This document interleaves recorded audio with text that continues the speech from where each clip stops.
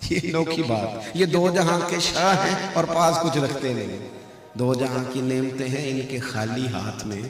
ایک شخص امام حسین کے پاس آیا، عرض کی حضور فقیر ہوں، کچھ لینے آیا ہوں۔ آپ کو پتہ ہے نا فقیر اگر کبھی گاڑی کا شیشہ بجائے تو لوگ تلاش کرتے ہیں کہ ٹوٹے پیسے ہیں کہ نہیں، وہ ڈھونڈنے پڑتے ہیں، نہ ہو تو فقیر واپس جاتا ہے۔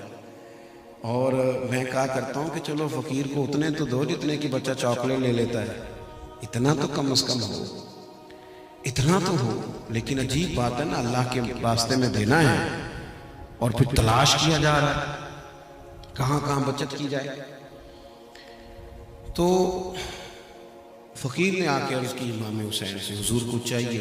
وہ کہتا ہے میرا خیال تھا 2-4 دینار مل جائیں، 2-4 اشرفیاں مل جائیں تو میرا کام چل جائے گا۔ امام حسین فرمانے لگے سب بانٹ چکا ہوں، ظاہری طور پر تو ایک بھی نہیں، کچھ گھنٹے انتظار کرنا پڑے گا۔ کہتا میں کچھ گھنٹے انتظار کیا، 5 تھیلیاں اشرفیوں کی آئیں، ایک تھیلی میں 1000 اشرفی تھی، 5000 اشرفیاں ہی اٹھا کے شیر خدا کے بیٹے نے میری جھولی میں ڈال دی۔ اتنا مال کبھی نہیں دیکھا تھا، میں تو ابھی صدقے میں تھا کہ اتنا مل گیا۔ لیکن امام حسین فوراً بولے، کہنے لگے معاف کر دینا، تمہیں ذرا انتظار کرنا پڑا، تکلیف نہیں دینی چاہیے کسی کو۔ تیسری بات، بزدلی نہیں سکھائیں کبھی بھی بچوں کو، کبھی بھی۔ خوف اندر ہوتا ہے، ہر بات سے جو لوگ ڈرتے ہیں نا، بعض جگہوں پہ نا اب کاکروچ دیکھ کے چیخیں مارنا یہ بھی فیشن بن گیا ہے۔ وہ جناب ویڈیو بنا کے چڑھا دی، کیا ہو رہا ہے؟ وہ بکرا ذبح ہو رہا تھا تو بچہ رونے لگ گیا۔ خدا کے بندو، نبی کریم علیہ السلام تو حضرت فاطمہ کو فرماتے تھے یہاں کھڑے ہو آ کے میں تمہارا جانور ذبح کرنے لگا۔ تو جو بکرا ذبح ہونے پہ روتے ہیں تو دین کا جو اہم پہلو جہاد ہے، اگر کل کو ضرورت پڑی تو یہ تھوڑی جائیں گے۔ ہمت، طاقت، بچوں کو دلیری سکھائی جائے۔ حضرت مولا علی اپنے شہزادوں کو ہر جنگ میں ساتھ لے کے جاتے، بلکہ جس دن سیدنا عثمان غنی رضی اللہ تعالیٰ عنہ پر بلوانیوں نے حملہ کیا تو چونکہ حضرت عثمان غنی امام حسن اور حسین کے سگے خالو ہیں، تو لوگ کہتے نہیں کہ بیٹا اندر سے کیواڑ بند کر لو، وہ تو کسی اور پر ظلم ہو رہا ہے۔ حالانکہ پڑوسی کی آگ اگر بجھائی نہ جائے تو اپنے گھر بھی آ جایا کرتی ہے۔ اس لیے کبھی کبھی پڑوسی کی آگ اس لیے بھی بجھا دینی چاہیے کہ اپنا گھر محفوظ رہے۔ عزیز، حضرت سیدنا مولا علی نے اپنے دونوں بیٹوں کے ہاتھوں میں تلواریں دے کے امام حسن اور حسین کے حضرت عثمان غنی کے دروازے پہ کھڑا کیا، فرمایا بیٹا کوئی اندر نہ جانے پائے۔ سب سے زیادہ خطرہ دروازے پہ تھا، وہاں دونوں شہزادے کھڑے تھے۔ بہادری بچوں کو سکھائی جائے، انہیں جینا ہے، انہیں جینا ہے۔ اور پھر صبر جو ہوتا ہے نا، قرآن پاک میں 90 سے زیادہ مرتبہ کم و بیش صبر کا ذکر ہے۔ احادیث و آثار دیکھیں گے تو 500 کے لگ بھگ علماء نے جمع فرمایا جس میں صبر کا ذکر ہے۔ حضرت مولا علی شیر خدا نے تو نچوڑ بیان کیا، فرمانے لگے جس طرح پورے جسم میں سر کا مقام ہے نا، اسی طرح دین میں صبر کا مقام۔ اللہ فرماتے استعینوا بالصبر والصلاۃ، جب تکلیفیں بڑھ جائیں تو صبر اور نماز سے مدد مانگو۔ ہم کیا کر رہے ہیں؟ جلد بازی ہے۔ یعنی اگر بچہ کھانا وقت پہ نہ پکنے پہ موبائل توڑ دے گا تو آپ تو کہیں گے لاڈلا ہے، لیکن اس کی بیوی تو کل کو بڑی تکلیف میں آ جائے گی، اس کے بچے کیا کریں گے؟ جس آفس میں وہ جائے گا کیسے گزارا کرے گا؟ صبر، حوصلہ، ٹھہراؤ، اس کی زندگی میں وہ ساری چیزیں ہونی چاہیے جس سے وہ صحیح گزارا کرے۔ میدان کربلا میں 2 ہی تو چیزیں لڑی، ایک طرف تلواریں تھی، دوسری طرف صبر تھا۔ یزیدیوں کی تلواریں ہار گئیں اور حسین ابن علی کا صبر جیت گیا، صبر جیت گیا، صبر میں ڈوب گئی ہر چیز۔ اور آخری بات یہ،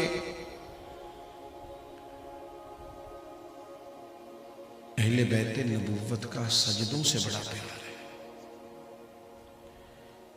یہ کچھ وقت ایسا اب آیا ہے کہ وہ جو لوگ کچھ ٹائم مصلے کو دے لیتے تھے، تلاوت کو دے لیتے تھے، وہ بھی تھوڑے کمزور ہو گئے، کیونکہ